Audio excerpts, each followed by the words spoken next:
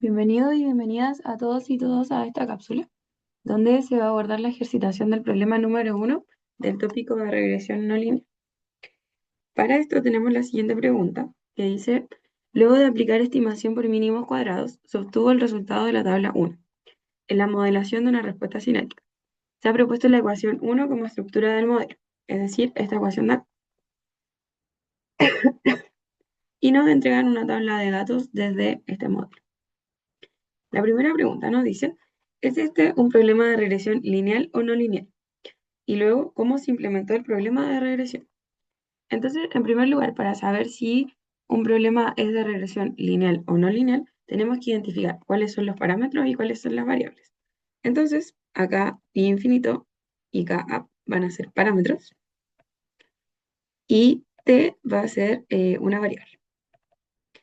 Por lo tanto, lo que tenemos que hacer es tomar el modelo y derivarlo con respecto a los parámetros para ver si depende o no depende de esto. Por lo tanto, tenemos el siguiente modelo. Mm,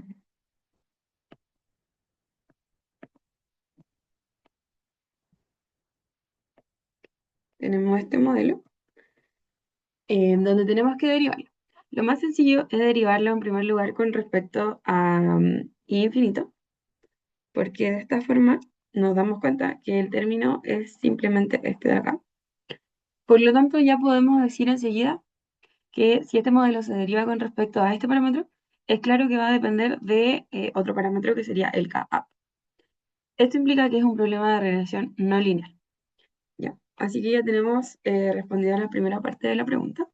Y luego nos dice cómo se implementó el problema de regresión. Para poder encontrar los parámetros, lo primero que hay que hacer es linealizar este modelo para encontrar una aproximación. Y se aplica regresión lineal. Y con esto se pueden obtener los parámetros que son el punto de partida de la regresión no lineal para luego reemplazar en alguna herramienta matemática, como por ejemplo nosotros en el ramo vamos a ver Solver en Excel, minimizando la suma de residuos al cuadrado, variando los parámetros, que serían estos dos. Y con esto se van a poder encontrar los parámetros de la regresión no lineal. Luego estos se reemplazan en el modelo no linealizado, que sería en este de acá. Y con ello ya tendríamos nuestro modelo con nuestros parámetros listos. Y solo quedaría en función de la variable que sería t. Esa sería la pregunta número 1. Luego la pregunta número 2 dice calcule el error cuadrático medio. Para calcular el error cuadrático medio tenemos que utilizar la fórmula que es la siguiente. I menos esto al cuadrado partido en n menos p. Entonces, aquí hay que tener mucho ojo en que esta información se nos entrega directamente en el enunciado, ya que esto, que vemos que sería el i dato menos el i modelo, no es nada más que el residuo. Entonces, ya nos entregan la información de los residuos, pero además nos entregan al final la suma cuadrada de estos, que es todo este valor que tenemos acá.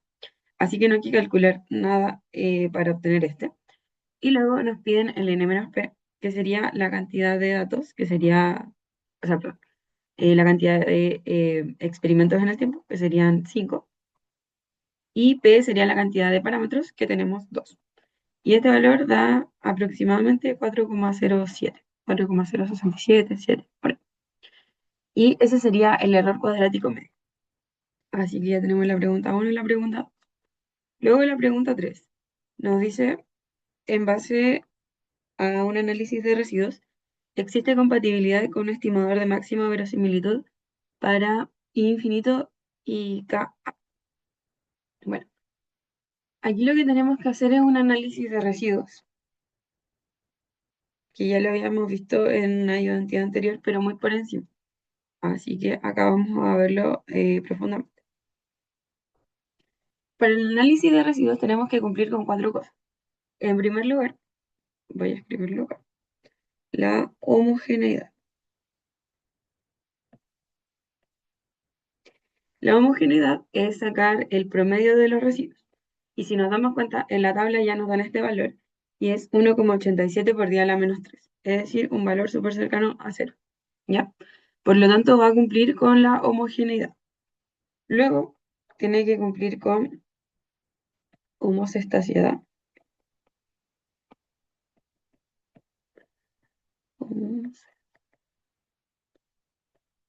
creo que se escribe así, pero bueno, la homosexualidad y la independencia.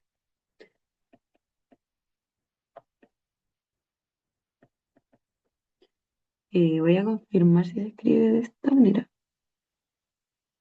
Y en caso de estar mal escrito, les envié una fe de ratas. ¿Ya? Y para esto no es nada más que graficar los residuos, lo cual lo traje acá listo. Em, que sería con respecto a los valores que tenemos acá del I modelo, o sea, perdón, del I dato,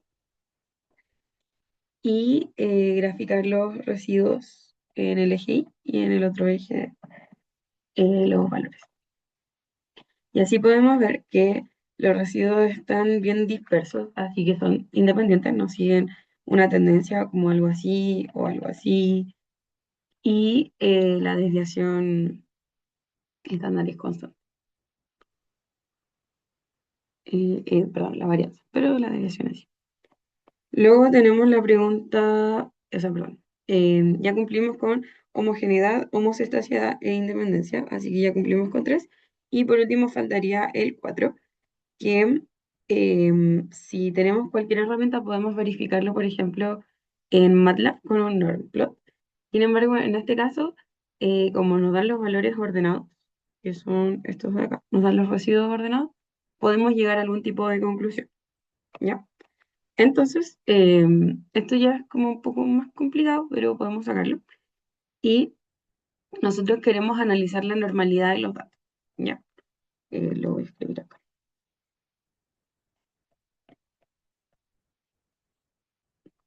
Entonces, para esto, lo primero que vamos a hacer es que tenemos el dato de el promedio de los residuos y de la desviación estándar. Ya. Entonces, para poder sacar los valores de una gráfica normal, lo que vamos a hacer es sacar el E menos dos desviaciones estándar, luego el E menos una desviación estándar, luego el E solito, y luego lo mismo, pero más uno y más dos. Estos valores lo sacan directamente de los valores que nos entregan en la tabla. Entonces, acá tenemos la media, que sería nuestro E, y la desviación estándar, que sería nuestro DB. ¿Ya? Así que solo hay que reemplazar estos valores en esta expresión y nos van a dar aproximadamente los siguientes números. Menos 3,5, menos 1,75, 0, 1,75 y 3,5. Esto es solamente reemplazando los valores de arriba. Y nosotros sabemos que en una distribución normal íbamos a tener esta gráfica, mucho más simétrica y perfecta, donde íbamos a tener el valor de E y acá sería E más una desviación y por acá sería E más dos desviaciones y lo mismo hacia acá pero en negativo, menos dos desviaciones. Y recordar que este porcentaje de acá era un 68% y todo este porcentaje completo era un 95%. Entonces, cada uno de estos valores va a significar un porcentaje acumulativo, ya, en una distribución normal. Entonces, este vendría siendo un 0,025, este 0,16, este vendría siendo 0,5, ya que lo medí igual la mediana. Este es 0,84 y este es 0,98. En realidad es 75, pero como lo vamos a graficar a mano alzada, se pueden cerrar un poquito más los datos. No hay problema con eso. Entonces ya tendríamos cómo deberían ser nuestros valores normales. Pero ahora tenemos que trabajar con nuestros valores reales de residuos, que son los que nos entregan. Entonces, en cuanto a los residuos, la información que tenemos es que están ordenados. Y para eso lo verificamos en la tabla y voy a reescribir todos estos datos, que sería menos 1,96, menos 1,23, menos 0,46, creo que 1,81 y 1,85. Lo voy a verificar igual. un 81, un 85, menos 0,46, menos 1,23, menos 1,96. Sí. Entonces, estos son los valores de los residuos ordenados. Y ahora lo que tenemos que saber es como su porcentaje acumulado. Y para esto lo que se va a hacer es 0,5 dividido en n, donde n es 5, ¿cierto? Porque tenemos 5 experimentos. Entonces, el primer valor nos va a dar 0,1. El segundo valor nos va a dar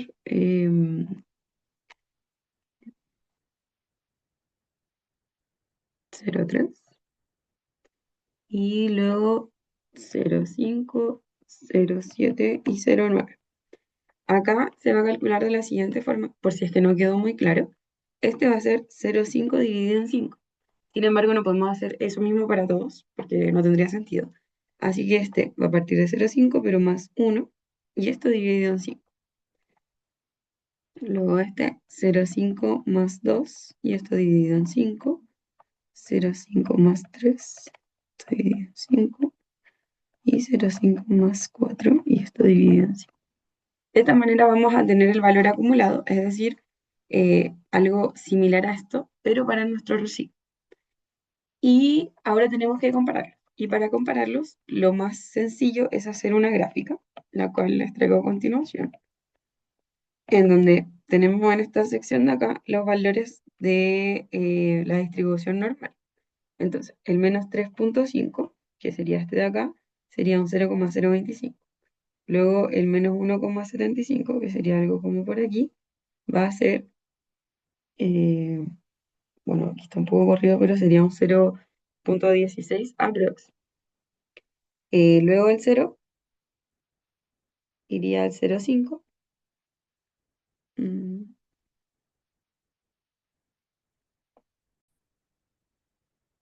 ya, ahora sí, disculpen por el lapso anterior. Olviden todo lo que dije del gráfico. Ya. Entonces teníamos la sección normal, que está acá. Y esto lo graficamos con respecto. Esto de acá lo graficamos como el eje X y el valor acumulativo lo graficamos en el eje Y. Luego lo mismo con esto en el eje X, el valor de los residuos, y en el eje Y lo acumulativo. Entonces tenemos en esta línea el valor de la normal y luego, esto en forma de gráfico, esto iría como una curva continua. Y luego los residuos los graficamos en torno a esta curva. Y podemos ver que no están tan alejados de ella. Distinto sería, por ejemplo, tener un residuo por acá, uno por acá, uno por acá. Pero acá, al ver que están bien cercanos en torno a ella, podemos concluir que como no hay desviaciones significativas, de la normalidad, sí, los residuos sí cumplen una distribución muy parecida a la normal. Por lo tanto, cumpliéndose estos cuatro índices, podemos concluir que el análisis de residuos se aprueba.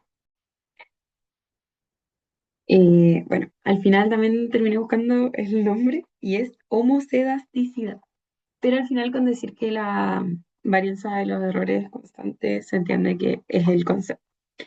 Por lo tanto, así terminamos la pregunta 3, que sí cumple con el análisis de residuos, por lo tanto, sí hay una estimación de máxima verosimilitud para los parámetros. Finalmente, la pregunta 4 nos dice, asumiendo que se cumplen las condiciones para realizar inferencias sobre los parámetros, esto lo que quiere decir es que, asumiendo que se cumple esto, que sería los residuos y el ANOVA, explique cómo determinaría los intervalos de confianza con un alfa de 0,05. Bueno, para esto, es clave tener en primer lugar los valores de K y infinito, ¿cierto? Porque en base a esto podemos sacar el intervalo de confianza. Y estos valores se tienen que reemplazar en la siguiente fórmula. Yo la voy a hacer para K pero lo mismo se refleja para I infinito, ¿ya? Entonces, vamos a tener que la fórmula para el intervalo de confianza. Para el K va a ser K menos T de 1 menos alfa medios, N menos P, por el MCE, por el CI.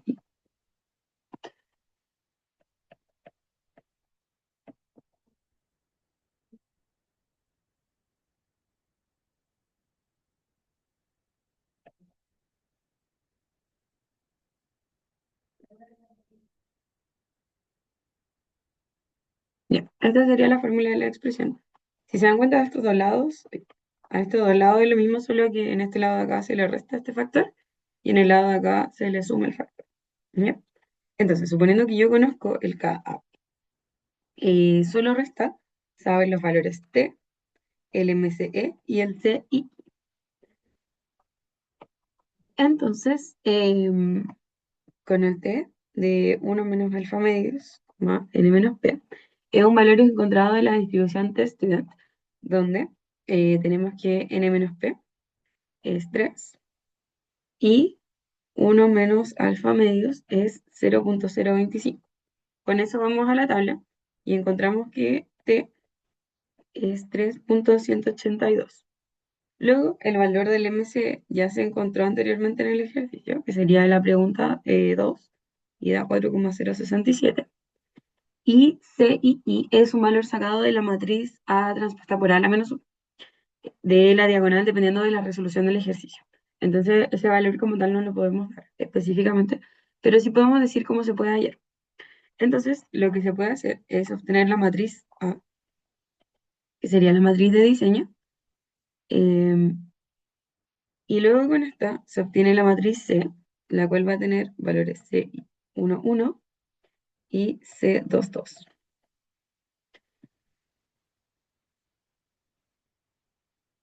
Para obtener acá la matriz A se debe derivar el modelo con respecto a sus parámetros, que es lo que ya hicimos en una identidad anterior, y luego haciendo la la operatoria matricial se va a llegar a esta matriz de 4x4, ¿ya?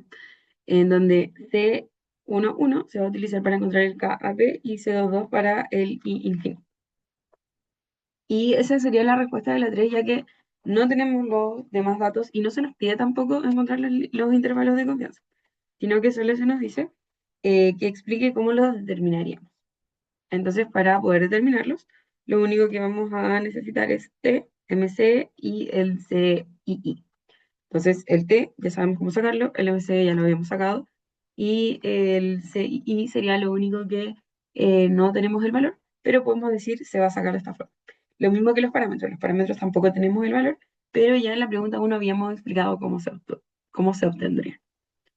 Eso sería el ejercicio número 1 de esta ayuda al día. Cualquier duda, consulta me la pueden hacer llegar a mi correo. Adiós.